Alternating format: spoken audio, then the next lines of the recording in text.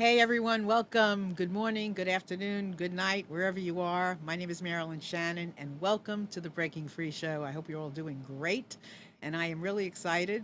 I'm going to tell you why in just a second, but I just want to introduce Amnon. Amnon, say hi. Hi, good afternoon. How are you?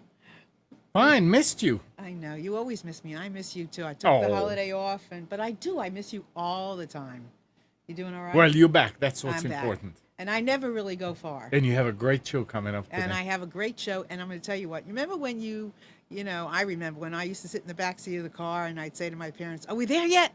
Are we there yet?" That's what I have been doing for the last, I don't know, I'm not a half hour since my guest and I have been talking behind the scenes. And I keep saying to Amnon, "Is it time yet? Can we go live?" And he says, "No, not yet." But this is going to be such a great show. I'm so excited. And I welcome you all to enjoy this with me because it is just going to be wonderful. So let me introduce to you my guest today is Tyler Knott Gregson, poet, author, photographer, Buddhist, extraordinary human. That's what he is. And he is prolific.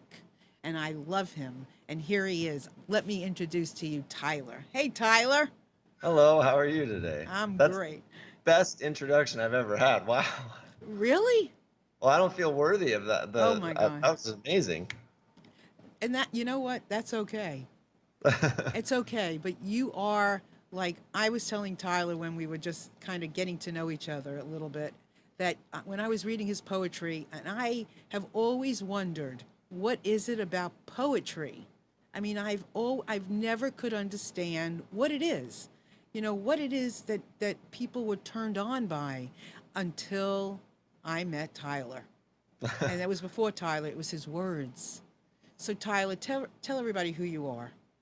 Sure. I am a 36-year-old. I turned 36 like 3 days ago. So 36-year-old, I guess poet and photographer, and I live in Helena, Montana, and I travel about half of every year, and I just kind of wander around and meet people, and I get to spend time with a lot of amazing people all around the world.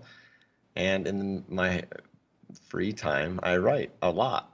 Every single day, I write a lot. And so, yeah, I don't know if we were speaking earlier. I don't know if I'm a writer or if I'm just a conduit to all these words that seem to keep popping up in my brain, but I'm just kind of scrambling and doing my best to try to get them down on paper before they vanish. So I have a lot of things to say, but just you just Perfect. said that. So when you say so do you get up in the middle of the night and write it down All the time. all the And time? oddly, something that's been happening a lot lately that I don't really understand, but I'll wake up and my phone will be next to me and I'll have no memory of it. And there will be sentences or lines, or the other day there was the first page of a novel that I'm going to write, and I will have no memory of doing it, but I'll wake up and there it is. And so it seems like it's gotten to the point with me that I'm writing even when I'm not fully conscious, and that's a strange thing. That is strange. I would like that to happen to me. I mean, really, because when I get these things, I don't want to do it in the middle of the night. But do you think it's a good thing to do? I do, yeah. I've always made a rule with myself that if something wakes me up that has been rattling around in my brain long enough, I have to honor it and I You have have to to. at least take 10 seconds to jot it down, even if it's just the rough outline of what the idea was. Sometimes it's as little as 2 words rattling around in my head. And with the first page of that novel that popped up, it was one sentence that woke me up and kept waking me up. And I remember going to bed with that sentence, but then I didn't do anything with it. And I kind of broke my own rule because I was so tired. And then Hmm. that was the morning I woke up and my phone was on and it was next to me in bed. And there was a whole page that I don't remember writing. But I figured if that's the way that my novel that I've always wanted to write pops out, if that's how it starts, I'll take it. If I I mean, can work while I'm asleep, uh give it to huh. me. So it's interesting because when you were talking about doing the poetry, you said you do that in your free time, I do. right? So Yeah, you. it just, Uh-huh. yeah, a lot of people ask about the process of it, and I always feel really guilty because there isn't one. It's just when there are words, I write them down, and if there aren't words, I don't sit down and force it. I don't try. If I write when there are things to be said, and it's if I don't feel like what there is in my brain adds anything to the way I feel or the way that I think it should be, I let it go. And I think doing that is probably the reason why writer's block so far has never been a thing that I've had to wrestle with, because I don't write in that way. I don't ever sit down and, like you see in movies, I don't ever sit down and say, all right, I'm going to write from 10 o'clock until 4 o'clock today and no distractions. I could never work that way. It has to be, like I said, it's more of a conduit than a conductor. You have to just kind of let it come to you rather than trying to force it out. And you do something every day. I do. I do at least 3 things a day, actually. Right when I wake up, I usually post a photograph with a prose caption. And then a couple hours later, I'll write a haiku every day. And I've been doing that just as a mental exercise. I think, gosh, maybe almost 9 years now without ever missing a day, 8.5, 9 years. Mm-hmm. And then later on, I will do a typewriter series poem. And that's been, I don't know, I think yesterday was like 1,930 or something days in a row. So I don't know. Once I start something, it's hard for me to stop it. So you do all these things every day, and you never plan when they're going to come. They just know, and they know they're going to come at some point during the day, and you don't, you just keep doing it. I just keep doing it. And a lot of people say, well, when are you going to stop? What number are you going to stop at? Or how are you going to know what day to stop at? And honestly, I don't know that. There's so little investment for me on that, as far as I don't care that it's been 1,930 days, and I don't care that it's been 8 or 9 years. If I woke up tomorrow morning and there were no words, I wouldn't write any words, and that would be the end of it, and that would be the day that it stopped. And so I have never put pressure on myself as far as, oh, you have to continue this. You can't miss a day because of this or that. You have to keep doing this. It's just been, there are words, and as long as there are words, I'm going to try to write them down. So do you think, and maybe that's a hard question to answer, but do you think that because you don't put pressure on yourself, the words feel free to come? Absolutely. I think that's 100% what it is. I don't know, I've seen over the last couple of years, social media has really changed the way that people share poetry. Mm-hmm. And I've seen a lot of people after I started seeing some, I guess, social media success, a lot of people popped up that were doing the exact same thing. And I was excited to see poetry start to be a thing again and start to see it get popular again. I thought that was really important. But what made me sad was I think a lot of people that were trying that were trying it because they felt like it was something that could lead to success. And they were trying to kind of control it rather than letting it come to them. Right. And it was really sad because so many of those eventually dropped out, and you stopped seeing them writing anymore. And it went back to, no more words. And I think that's the risk that you run when you try to control it, and when you try to think that you're, I don't know, bigger than the act of writing, or bigger than the act of making words fit together. And that's a dangerous thing. I think if you just let it come to you and be honest with it when it comes to you, it'll be a lot easier. Yeah, it's a lot. I'm not in a box, so I don't worry about it either. And I just, yep. And I write the way I speak, and I make up words. So do I. I do the same thing. One of my favorite words of all time is a word that I invented, and I'm petitioning actively for it to get added to the dictionary because I think it would be fantastic. What word is it? It's lullabylictic. Okay. How do you spell it? That's a good question. I think it's Lullabyl,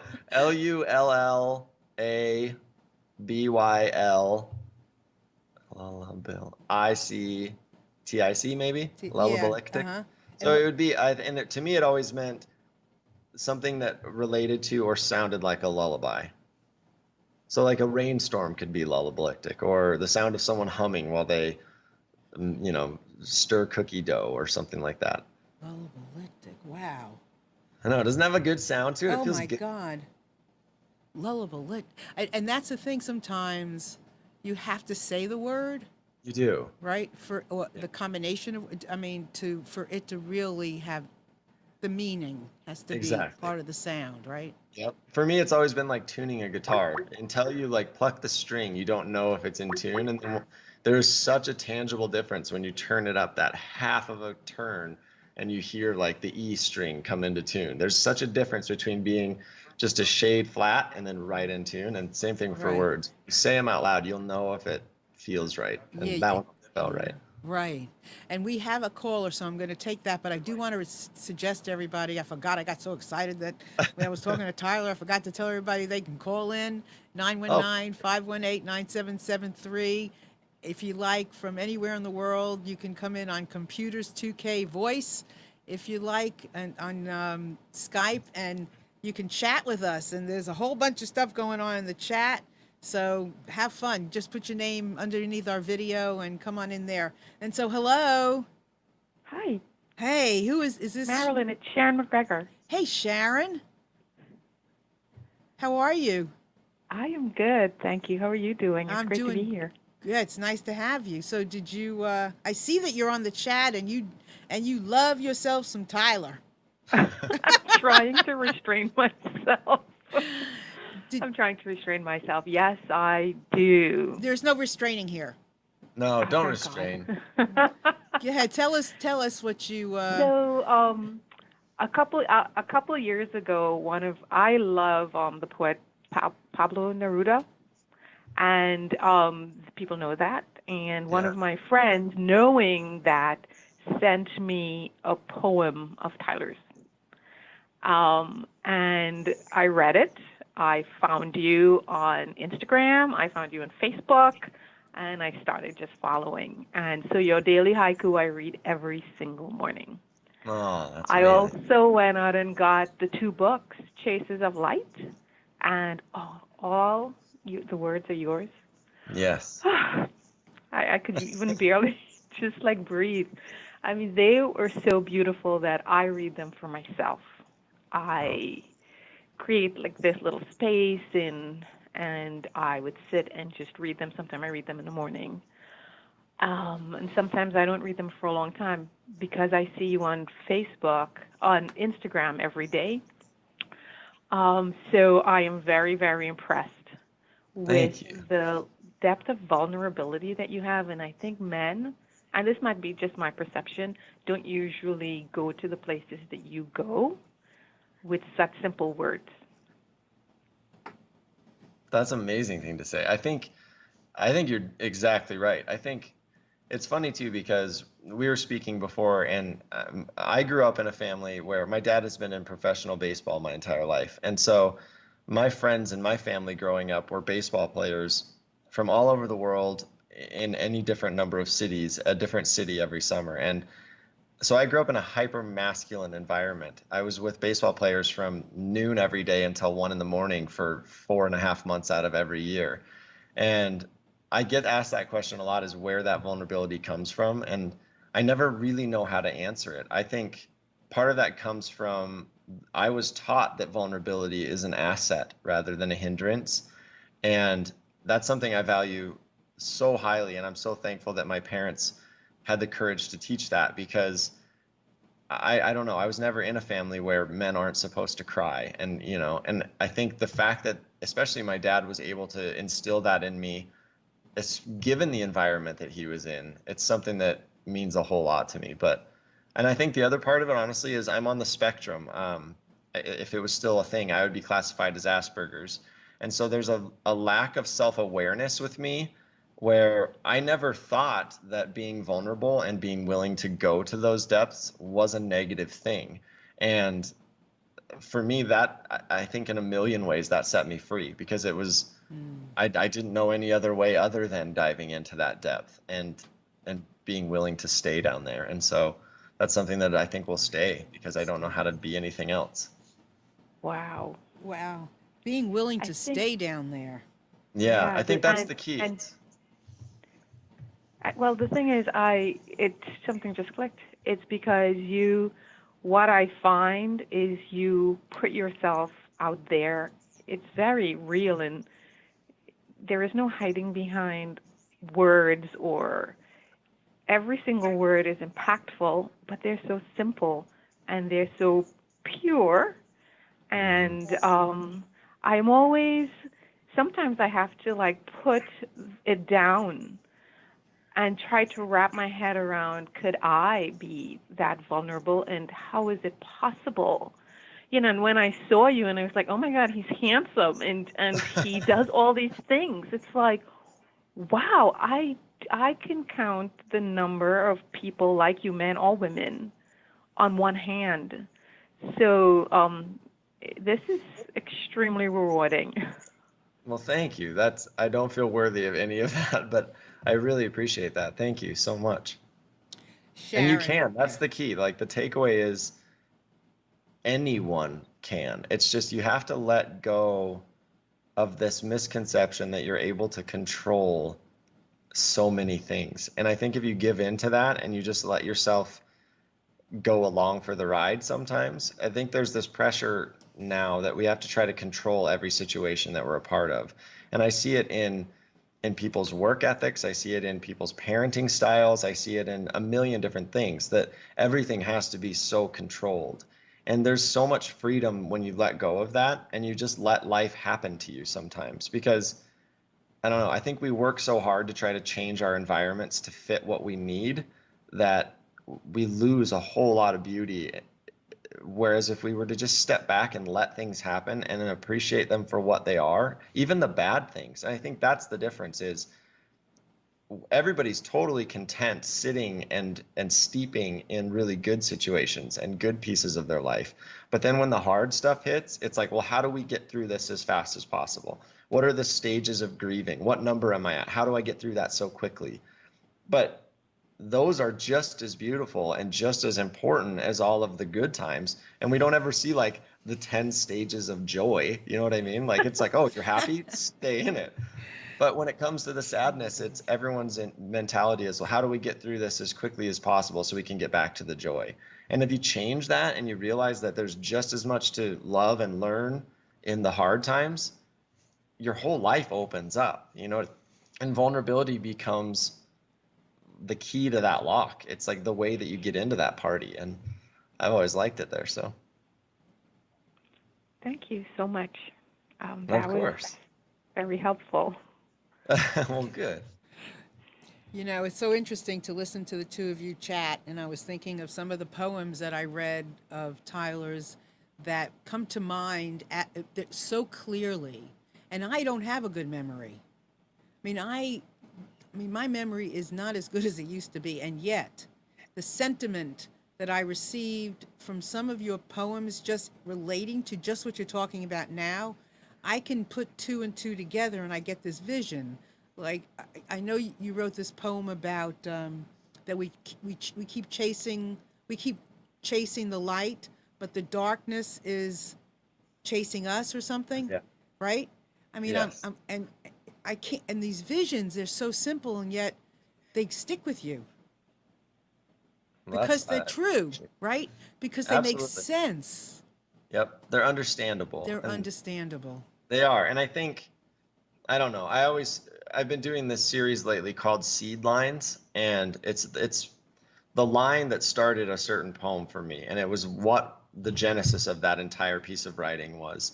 And the thing that I found is my favorite pieces of writing from other people and things that I've read in my life all feel like a punch to your gut.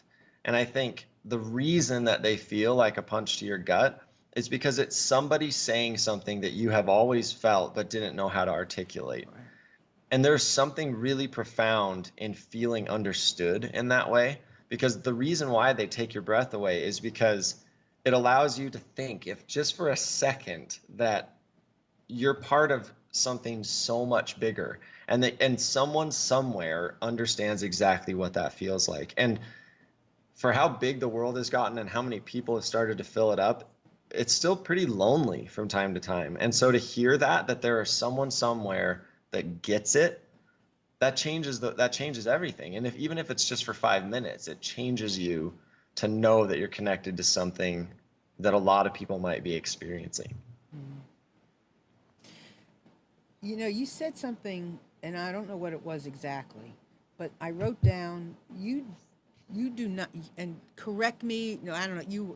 You're not going to correct me, but you can add. I know you won't ever correct me because that's not who you are. I was going to say correct me, but tell me, you don't really allow your human to get in your way.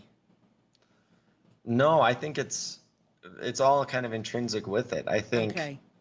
I I I, I kind of just take myself. I've always done this. I kind of just take myself out of the equation. And Mm, it sounds really cheesy and cliche to keep saying it, but like I've always kind of seen myself more as a conduit rather right. than like a conductor on stage with the wands. I've always kind of it's always felt for me like the words show up in the back of my brain and they mean something to me. And my only job is to take myself out of that equation Right.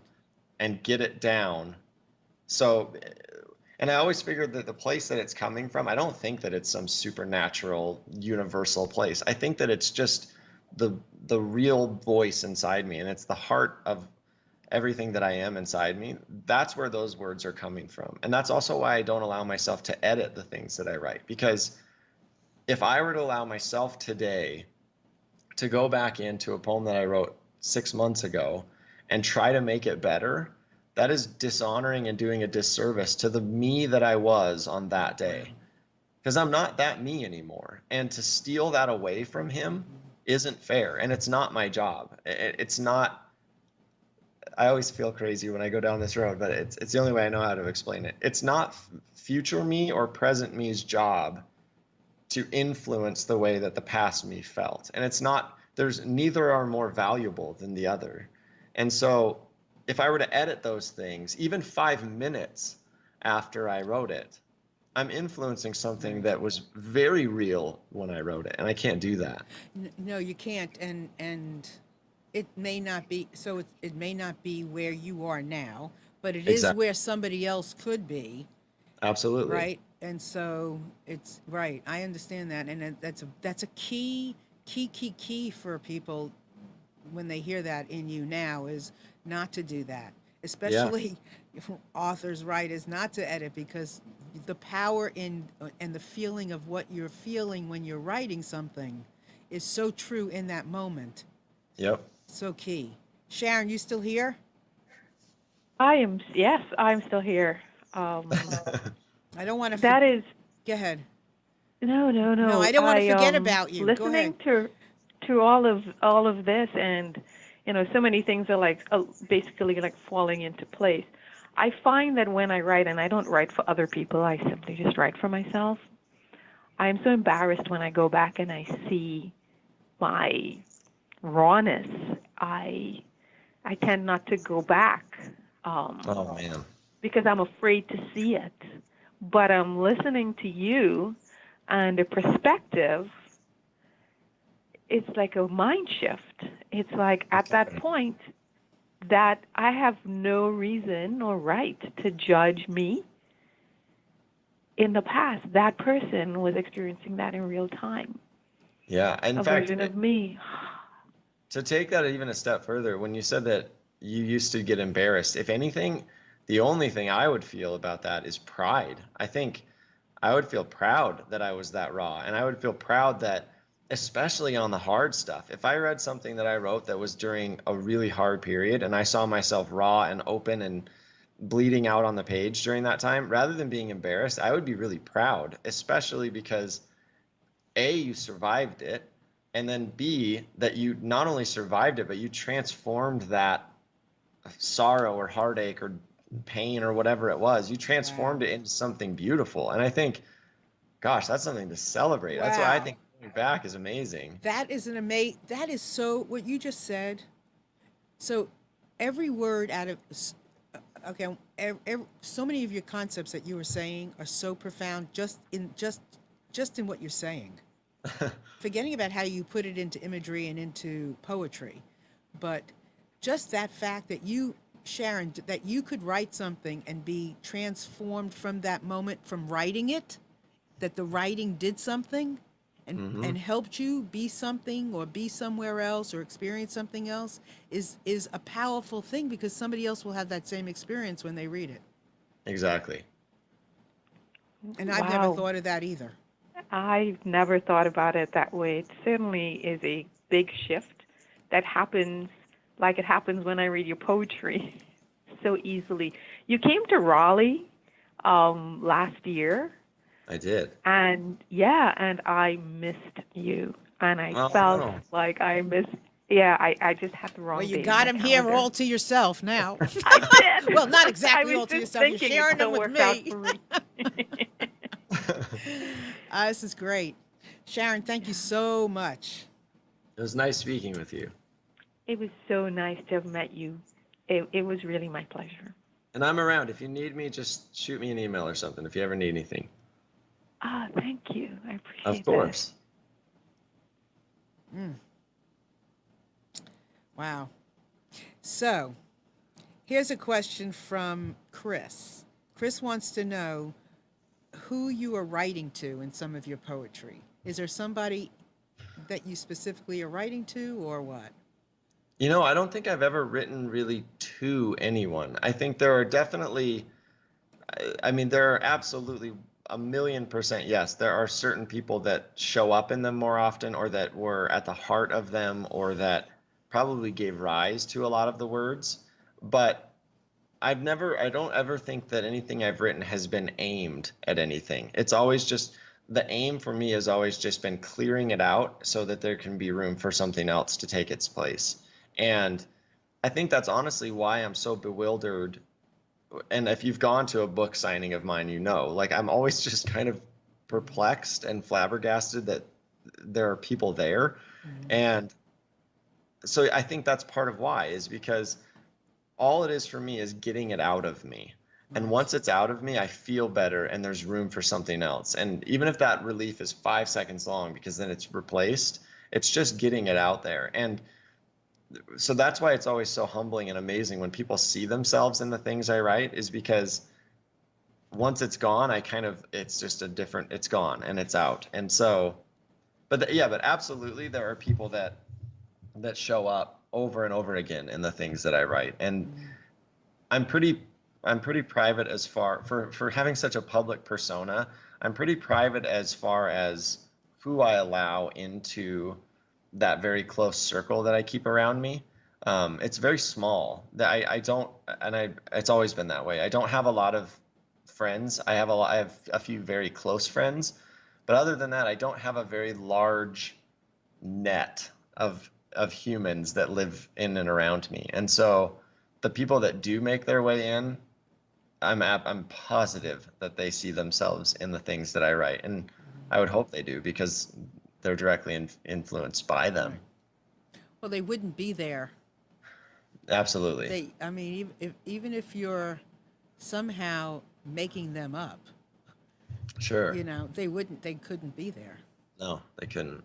And I understand, sometimes now that I have my first book out, when I go, I forget to set, when I go to things, I purposely had to hire somebody, a young high school, well, not a high school, she's going to college, but she comes to help me because I forget about the book. Yeah. I just get into the people and the conversations, and Absolutely. it's not about the book, but it is on some level, because it's the way you can make money to do the next book. Sure. Right? But it's more about the conversations that are created and the connections that are made. And, Absolutely. it's the book is just, so with that, I want to talk about your book. Okay. Perfect. Wildly Into the Dark, Typewriter Poems. And Amnon do you have it with you? Because I gave a picture to Amnon. I have it, but I know that it's going to probably melt into the background. So I'm going to get Amnon to put the picture up. Perfect. Because this is really an amazing piece of art and of life expression. Oh my God, just amazing. This was my favorite of all, and I have been so lucky to work with the whole team at Perigee who helps me put these books together. It's an imprint of Penguin Random House. They have been so amazing and so trusting. And on this one, Marion especially, my editor and my publisher, I'm so lucky to have her, because on this book specifically, she trusted me to kind of craft it into exactly what I wanted it to be, and put in the pieces of myself that felt more directly carved out of who I am than some of the other ones. And a few of those, I'm sure, as a publisher, they were risks for them. There are probably some sentiments in there that are not widely held and are not universally shared. especially we're in a very divided time as a country. And so there are some in there that I think clearly take a stance and they take a side on that. And so for her to trust me on that, I didn't know any other way of making this book other than to just say, these are the most intimate and closely guarded things that I feel, and here they are. That takes a huge amount of trust. And so I've been really lucky because there's some in here about loss of family members, and there's death, and there is love, and there's a lot of sadness, and there's a lot of joy, and there's, I mean, even a little bit of political stuff and sex and life and everything. And so this book is a much deeper piece of me, I think, even than the first two. And it was really fun coming up with what filled this book. How long did it take you? Honestly, the longest was just trying to curate and figure out which ones and which ones felt the most honest and the most true. The writing for me, I always feel so horrible when people who are, in a writing class or something ask me, well, how long did it take you to write these? And I always say, however long it took my fingers to type them. And that's how long it takes me to write, is however long it takes my hands to get it out. That's how long it takes to write. But the curation process on this one was a while because I actually found myself with too many. And that was the hardest, was figuring out which ones to cut. There were a couple of cuts to this book that broke my heart a little bit. And I just kept telling myself that hopefully there'll be more books. And in those books, the pieces that I did not want out of there can find their way back to the surface. And I hope this continues because I love doing it. I really do. Well, I was speaking to Tyler earlier, and I was saying about, it's like you want to savor them. You don't want to, I didn't want to read them all at one time, and I just want to kind of experience them. And I am new at, with Tyler anyway, new at experiencing poetry because, as I said, I've always wanted to like it, but I never knew how.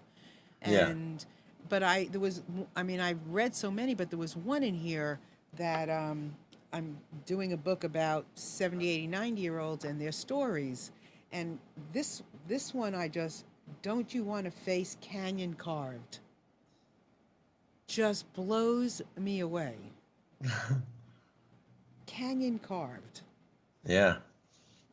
I've always thought that the people that understood the most about life are the people who have the deepest wrinkles. And I stand by that because you only get wrinkles from a whole lot of laughter or a whole lot of tears. And either side of that coin, it means that you are really experiencing the whole width of life rather than just kind of bouncing back and forth in the middle. And I don't know, I always think of life as kind of like a Richter scale. And we just had an earthquake here the other night that was a big earthquake. And I saw the printout of the way that the needle looked from that earthquake. And I remember thinking, that's what I want my life to look like. I don't want my life to be this bouncing needle right back in the middle. I would way rather have it be fluctuating wildly. I want days of stillness, and then I want days of insane shaking, and then I want to go back to the other side. And that's what I want. And I think the people who have those canyon carved faces are the people who have allowed themselves to laugh way harder than they should and cry way harder than they should. And that's where that comes from. And I don't know.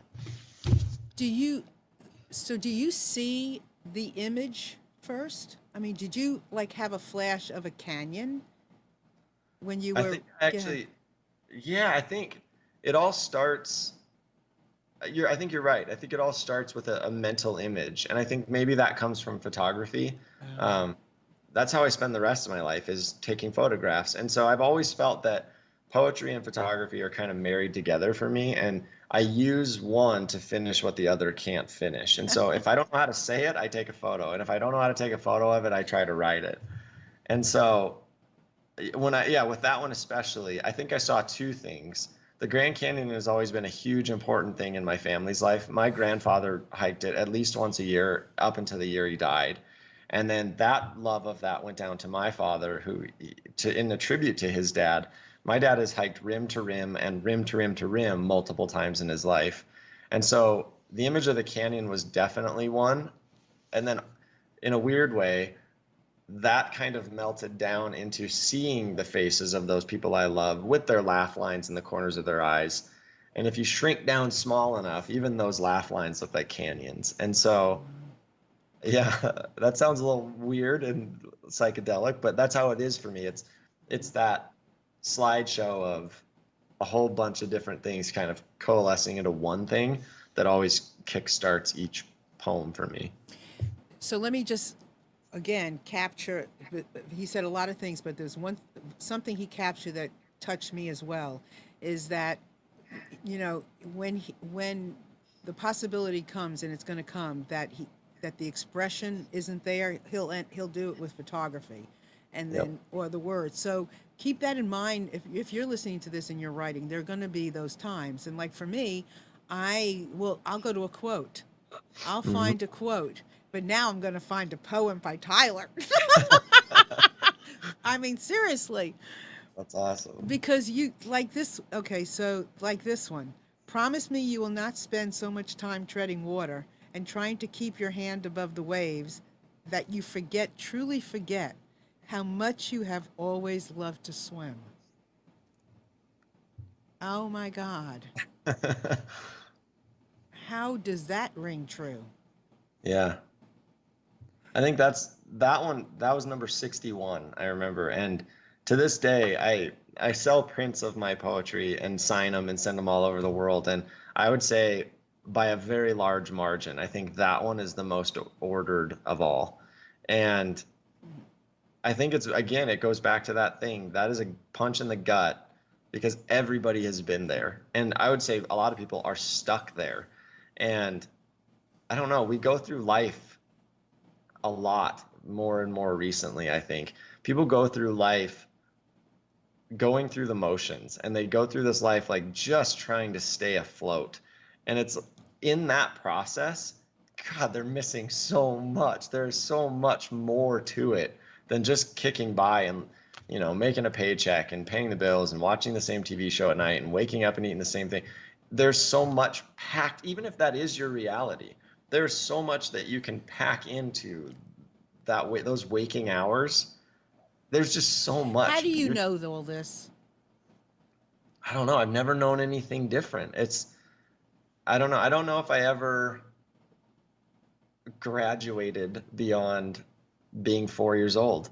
And I think that's the luckiest thing that's ever happened to me in my life. Heck yeah, man. I love being kid-like. Me too.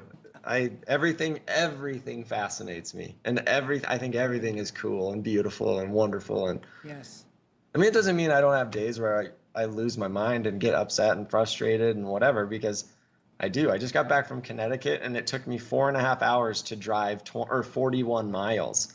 And like, I don't care who you are. The Dalai Lama could be in that traffic and just be like, what is the point of all this? You're right. But I don't know. I think mostly I just kind of look at the world like it's just this really lucky miracle. And I feel so fortunate to try to dig out all of its little secrets. And there's a billion reasons to be curious and fascinated and feel alive.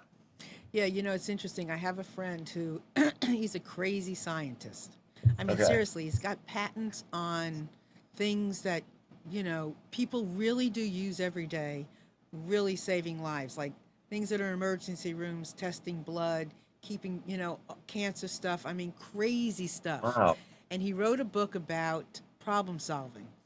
And I don't understand more than 3/4 of what he's saying. But you know where we meet? We meet in wonder. Love that. I love that. Yeah. Yeah. That's where we meet. We meet in that place of wonder. Yep. And I mean, you see that all around the world, and you see the things that bring people together. I mean, God, you put on a fireworks show and everybody believing every different thing in the world. Everybody stands together and oohs and ahs at the fireworks.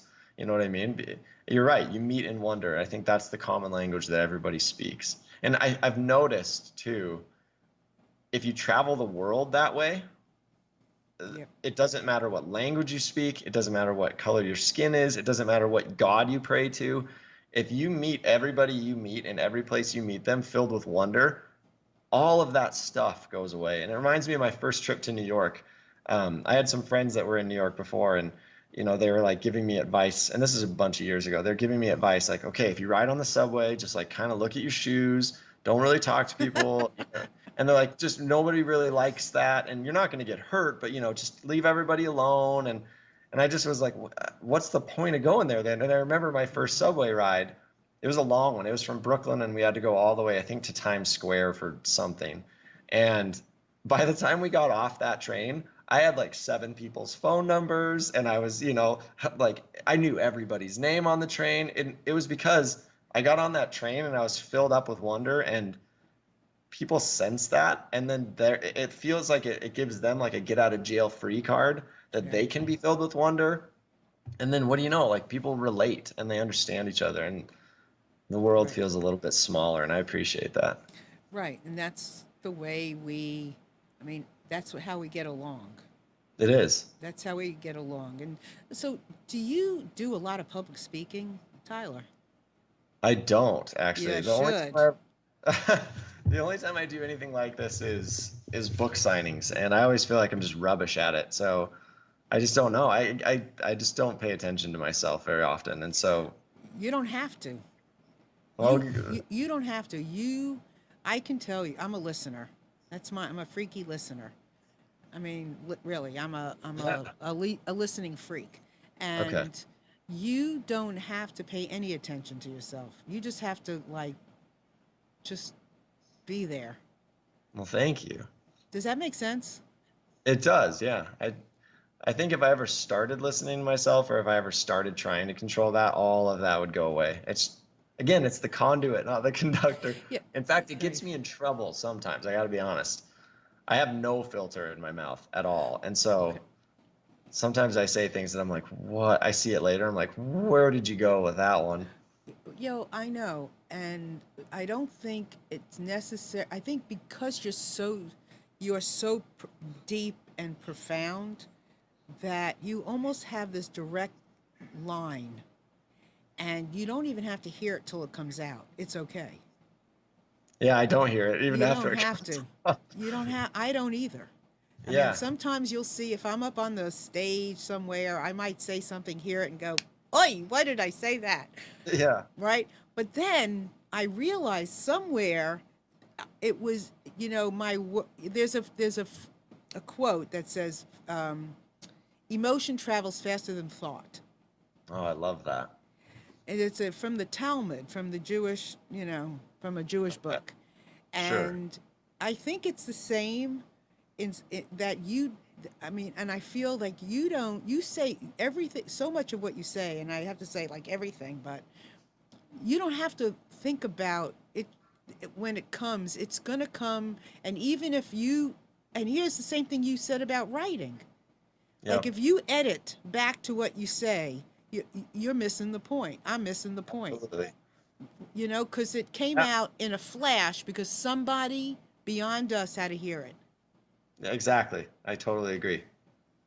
Because you are so, you could write a book just on what you said during this show. It's funny. My agent and I were talking about the direction that I might want to go on my next book. If I just want to do another book of poetry, and she's been so wonderful. Her suggestion was kind of what you just said. She thought not a self-help book, but a book that was more having people understand the way that I see the world, and trying to show them how steps that they could take to do the same thing. And I was really fascinated by that idea because we did this an online course a few months ago called Miracle in the Mundane. And we called it a life reboot. And it was basically just ways that people who feel trapped can get out of that cycle, and they can start over again. And even if it's for 15 days, which is what our course was, they can start over, and they can find those little lost bits of themselves, and they can shine a brighter light on them. Mm-hmm. And we had over 200 people that joined it. And I'm not exaggerating. Those people are family now, and they're with us and with each other. And the transformation that I saw in a 15-day period for those people was one of the most inspiring and humbling and beautiful things I've seen in a long time. And so I'm kind of kicking around that idea on maybe this next offering to the world in book form should be something about that. Maybe it should be kind of what we're discussing today, meeting in wonder and figuring out ways that we can all come back to that 4-year-old in ourselves. Yeah, you're kind of doing it here in this book on some level when you're not Yep. writing. I don't think that this is, I mean, when you write, for such a short time we are here, gifted years by silent explosions in the deep nothing of space. Is that a poem? Or is that Yeah, random thoughts? those are just thoughts. That's what so you're already kind of doing it. Yeah, I think you're right. I think I am. You really are. So I just, because you really have a way of quickly saying things already, and when so much, I keep saying everything, but with what you're saying, that forms such a connection and a picture and a relationship Yeah. for somebody listening. Well, thank you. That means a lot to me. Yeah, that's a gift. Thank And I you know very you much. don't. So here's the thing about gifts, like, it's ours, so it's hard to know it's a gift. Sure, absolutely. It's hard to know that when you take something so not for granted, but so kind of like your left arm or your right arm, Yeah, it's just there. it's just there. Yep. But you really are really good at it. Thank you very much. You're very welcome. So, here's a thought that came to me before.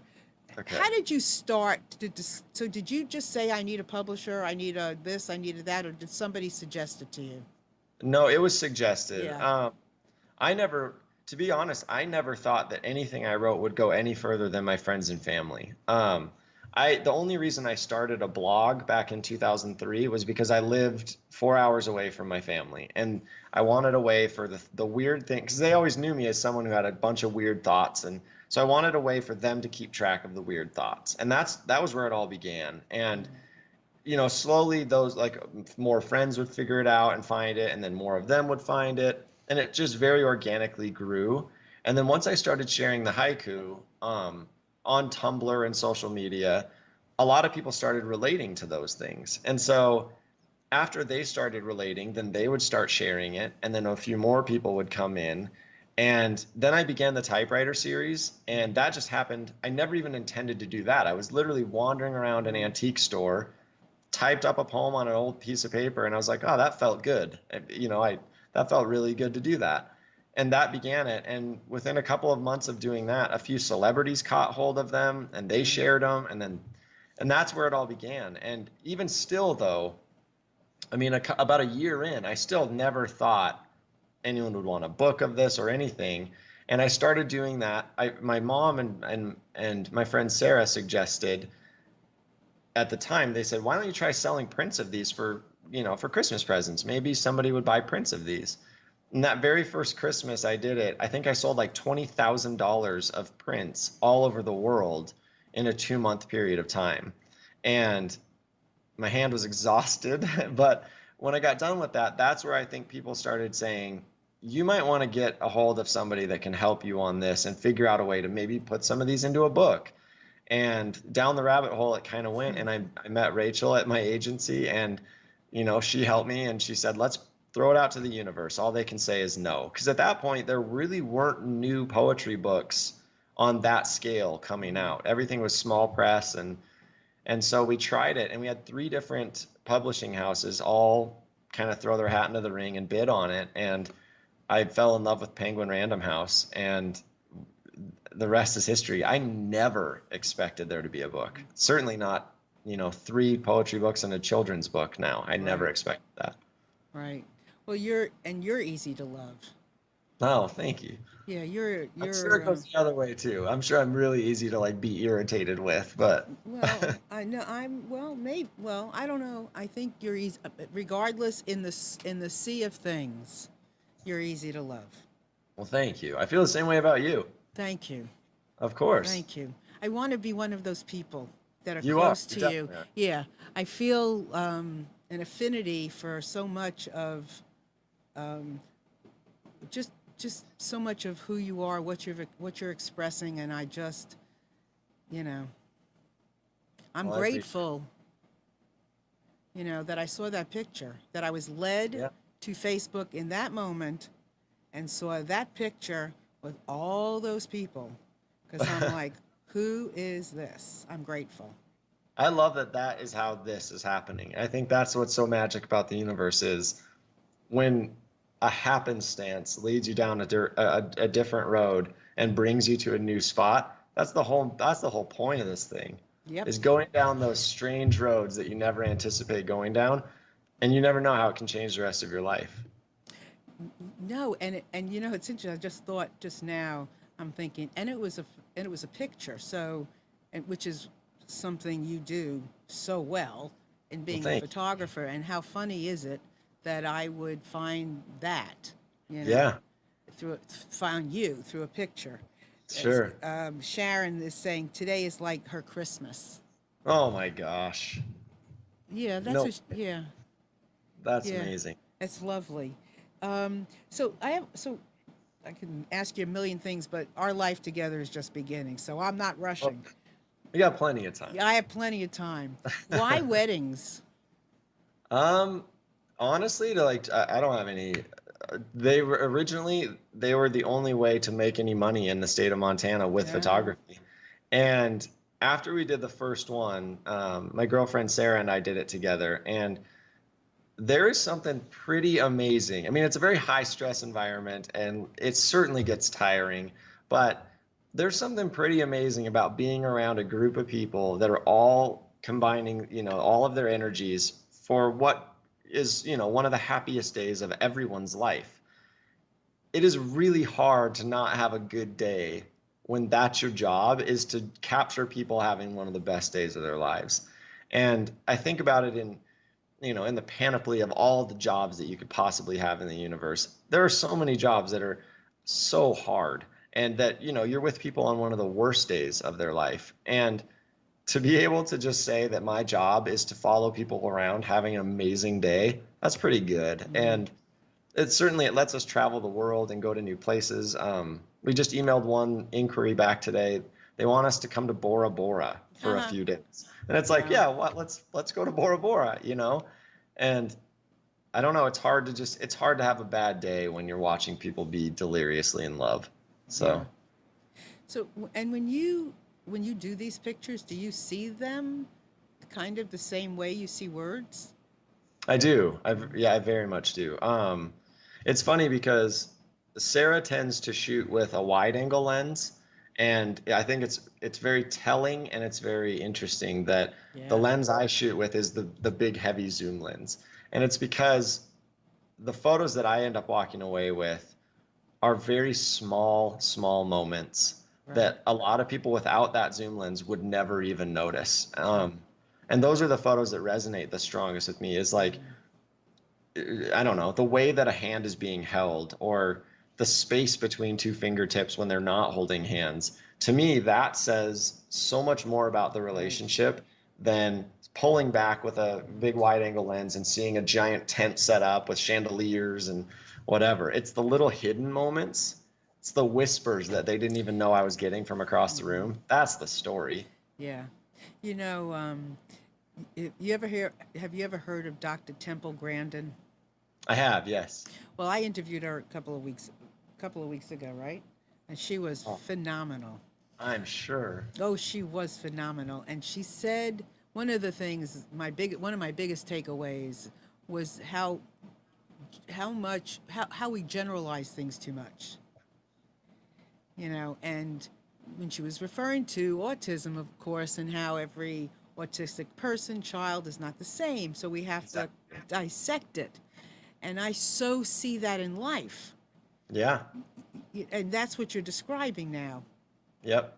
And that's, speaking of that, especially with the spectrum, that's something that I see every day is because that's a piece of me that has been there as long as I've been alive. And because it's, especially with autism and the spectrum disorder, because it's so generalized, people don't understand that sometimes being on the spectrum means that you go the other way as far as what you feel. And rather than not feeling or not recognizing the connections, you feel too much.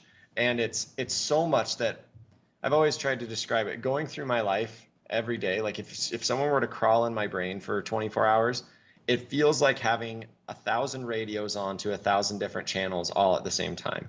And that's what my life feels like. And I love what she said about generalization because it is so true. It's that's why with what you're doing with your story series, we need people that are willing to dive into that and highlight and shine lights on everybody's different story because generally speaking, yeah, we are all the same. But specifically speaking, we are infinitely different. Exactly. And the only way we can be more of the same is by recognizing some of our differences. Exactly. You know, and I have a quote, my own quote, and it says, the more united we are, the more independent we'll become. Oh, that's beautiful. Right? Because together we're so much stronger than we are apart, but we have these things between us that, you know, are keeping us from really connecting. Absolutely. Right? And so kind of like the Wizard of Oz, you know, I want to kind of melt away those things and bring this stuff together.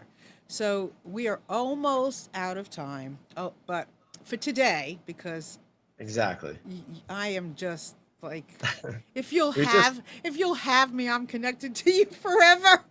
Deal. I'll take it. I love it. So tell everybody like where they find your books, what they'll find, everything and anything about you. Sure. Chasersofthelight.com is my website. I think you can find information on where to find my books or all that stuff is on there. I need to update the photo gallery. Oddly, I still haven't updated the photo gallery on that thing, but you can kind of see how I see the world. I'm Tyler Knott, Knott, on all the social medias. Come say hi, and if you need me, I'm around and I'll help as best as I can, I guess. Yeah, you're just being helps. Yep. And so we want to also give a shout out to Calvin and Hobbes, right? Just Calvin now. We lost Calvin. Yeah, we lost Hobbes last June, and so it's just Calvin now. I know it was a bummer, but Calvin's still alive and kicking, and he'll be 11 in next April, and he acts like he's 2, but he's awesome. He's awesome. He is awesome. Well, I'm sorry to hear about Hobbes. Oh, it's okay. She was perfect. She was perfect. She was. So in our final minute, can you leave us with some words of wisdom? Sure. I think the only way I know how to live a life is to just never settle. And so I think the only thing I would offer up is don't ever settle for less than you know that you deserve, or less than you desire, or less than you're capable of. I think settling into things is the biggest trap that there is. And I think whether it's with love or life or jobs or whatever, don't settle. It might be scary and it might be murky and the waters are deep, but go for it, because that's where the joy is, and that's the whole point of this thing is to put yourself on the line. Yep. And I would say just ask to be there. Ask for help. Ask for a hand. Ask to know. Ask for support. Just ask. Yeah, just ask. You know, and if I didn't ask and I would never have asked for Tyler to be here, or Temple Grandin to be here, or other, just because there's more great people out here. There is than people realize. So open yourself up to the whole width of life. Don't just kind of hover in the middle. Yeah. Be an earthquake. Be a huge earthquake of a life. Yeah. What do you got to lose? Nothing. Nothing, and so much to gain. Oh yeah. So thank you, Tyler. Thank you. Thank you. It was a pleasure. What a joy. Yeah, it was just such an honor to have you. You are fabulous, and thank you. So are you. And I thank you all for being here with us and connecting with us and sharing this day with us. I look forward to having you again next week. And Amnon, thanks so much for everything. Thank you. And we love you. So we'll see you soon. Bye.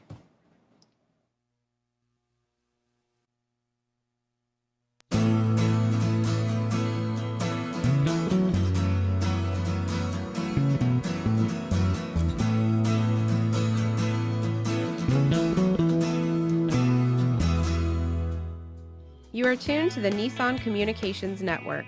If you tuned in too late, you can always watch each program in its entirety or download an MP3 audio file of it in the archives section at nissancommunications.com. Don't forget to subscribe to our YouTube channel, follow us on Twitter, and like us on Facebook. Sponsored by Telestream's Wirecast software, StreamingGear.com, Carolina Apparel, and DeltaForce.net.